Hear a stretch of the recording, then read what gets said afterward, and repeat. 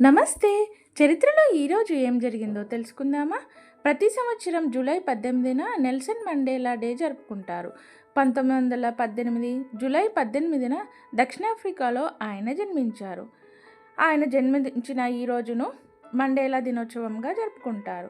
ఈ రోజును ఐక్యరాజ్య సమితి 2009లో అధికారికంగా ప్రకటించింది. మండేలా 67 ఏళ్ల పాటు ప్రజాసేవ చేశారని గుర్తుగా ప్రజలను 67 నిమిషాలు సేవా కార్యక్రమాల్లో పాల్గొనమని ప్రోత్సహిస్తారు. ఆయన దక్షిణాఫ్రికా అధ్యక్షుడిగా బాధ్యతలు స్వీకరించారు. వర్ణ వివక్ష విధానాన్ని వ్యతిరేకిస్తూ పోరాడారు. ఆ పోరాటంలో భాగంగా 27 సంవత్సరాలు జైల్లో గడిపారు. 1962 నుండి 1990 వరకు జైల్లో ఉన్నారు. ఆయనకి 1993లో నోబెల్ శాంతి బహుమతి అందుకున్నారు. ఈ వీడియో కనుక మీకు నచ్చినట్లయితే లైక్ చేయండి, షేర్ చేయండి, కామెంట్ చేయండి. Thank you.